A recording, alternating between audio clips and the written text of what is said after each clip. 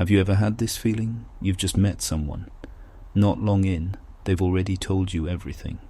What wounded them in childhood, how many relationships they've been through, the most painful thing that ever happened to them, how they became who they are, and even the most shameful, most undone, most desperate to be understood parts of themselves, all spread open quickly. You might have expected this to bring you closer, but strangely, as you listen, what rises in you isn't "I understand them better now." It's a hard-to-name emptiness, not coldness, not aversion, more like there was supposed to be a path you could walk slowly together, and it's already been walked to the end. We seem to have come to believe something. The more transparent, the more real. The more you show, the more intimate. The less you hold back, the more it proves you're serious. This logic sounds right. Your willingness to speak means you're honest.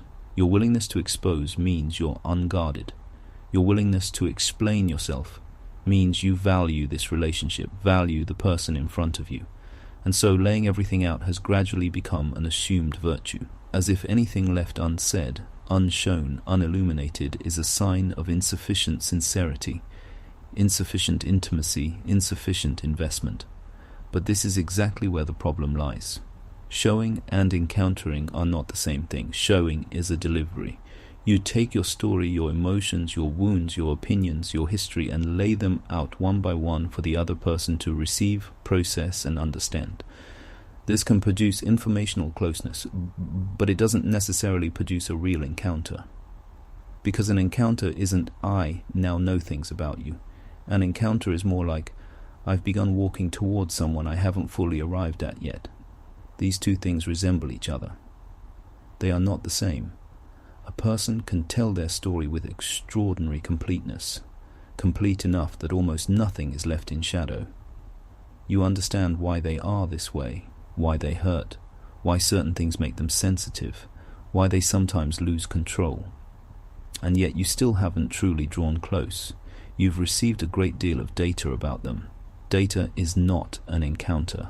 What makes someone want to keep moving closer is usually not what's already been fully told.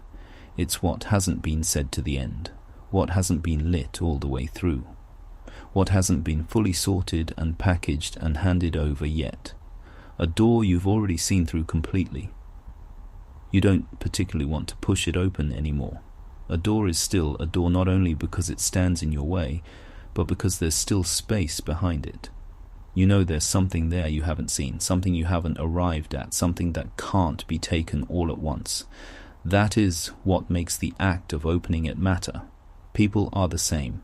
If there's no longer any place in someone you haven't yet been, they stop being someone you can encounter and begin becoming someone who can be understood, categorized, processed.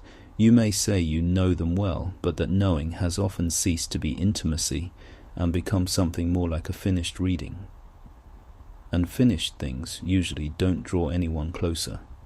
This is why some relationships, ones where everything is said, everything shown, everything transparent, still feel strangely impoverished. Not because you weren't honest enough, but because everything became consumable information too quickly. You listened, you received it, you may even have been moved, but the force that says, "I want to keep going further in," never arrived, because the road was already gone. Many people treat mystery as a technique, as if holding a little back, not giving everything, stopping just short of saying it, as if this manufactures attraction. But what actually matters was never the technique. It's that a person was never supposed to be seen all the way through, not because people should deliberately hide things, not because intimacy requires some kind of strategy. The deeper reason is that a living person has parts that simply cannot be taken all at once. That incomplete, not yet arrived, still in motion part is precisely where the vital energy of a relationship lives. Once everything is illuminated, everything explained, everything displayed, something strange happens to the relationship. It collapses inward. It no longer needs to move closer, because closeness, by its nature, is the movement towards someone who hasn't yet fully unfolded. If the other person has been entirely flattened out, entirely visible, entirely explicable, then what you're facing is no longer an other. It's an object that has been opened, analyzed, processed.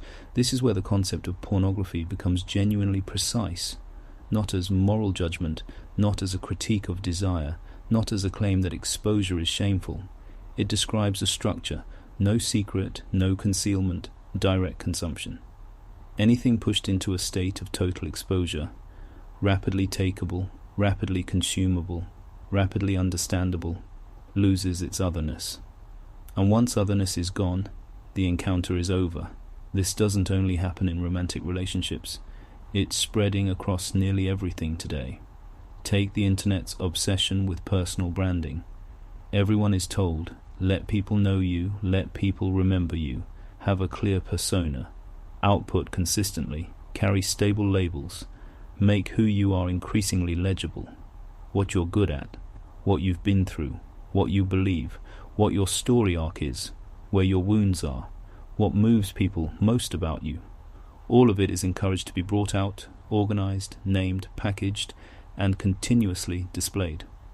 On the surface, this is helping a person be seen by more people, but it's quietly pushing something else, turning a living person, slowly, into an information product. It's not simply that more display equals more IP. The problem goes deeper. When a person grows increasingly accustomed to organizing themselves in ways that are recognizable, shareable, and consumable, they begin, without noticing, to live as a set of images. You start explaining yourself continuously, supplementing yourself continuously, updating yourself continuously, making it faster and faster for others to get you. Over time, you are seen. But the you that can be encountered keeps shrinking, because encounter is not recognition. Recognition only needs a label. Encounter needs room. Once a person has become too completely a rapidly understandable person, they start resembling an account, a brand, a content portal, rather than someone who still has depth, shadow, hesitation, and places not yet arrived at. And once you too closely resemble an information product, how does an encounter even begin? Much of the pain inside relationships grows from exactly here. Take the question asked over and over, do you actually love me? Many people treat this as simple insecurity, but looking deeper, you find something more distinctly modern underneath. The desire to turn the relationship into something that can be verified, proven, accounted for. Do you love me? Why do you love me? Do you still love me now? How do you prove it? Do you love me as much today as yesterday? Have you stopped loving me as much? Can you say it clearly? These questions begin as attempts to confirm love. They end by slowly turning love into an object that must be continually inspected. The relationship becomes a report, repeatedly audited, repeatedly asked to produce evidence, repeatedly required to account for itself. You think this will make things more secure. Instead, it becomes harder and harder to breathe, because each interrogation pushes what was a living relationship one step further toward verifiable, deliverable, consumable. In the end, what you're discussing is no longer love. It's whether love can be proven, but once something is forced to continuously prove itself, it has already begun to drift from itself, because a relationship that is actually alive isn't sustained by endless self-justification. It needs expression, response, and confirmation, yes. But it also needs one place that cannot be fully inspected, cannot be said all the way in one go. That place isn't a gap in the relationship. It's proof the relationship is still alive. Once a relationship is forced into a shape where every corner must produce an answer, it begins to lose its breath. The same is true of art.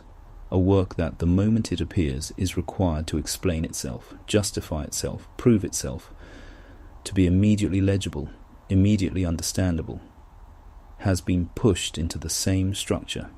It's no longer allowed to be slow, no longer allowed to be misread, no longer allowed to hold onto a part that isn't immediately digested.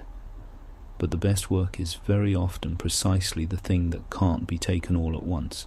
It doesn't lay itself flat for you to swallow in one go. It catches somewhere, makes you circle back, makes you return, leaves something you can't immediately process. That unprocessable part is where it's still alive. Once everything becomes immediately understandable, immediately shareable, immediately summarizable, the work starts to look more and more like content. Content can be abundant, even successful. But between content and a work of art, there is exactly that one thing, an otherness that can't be quickly swallowed.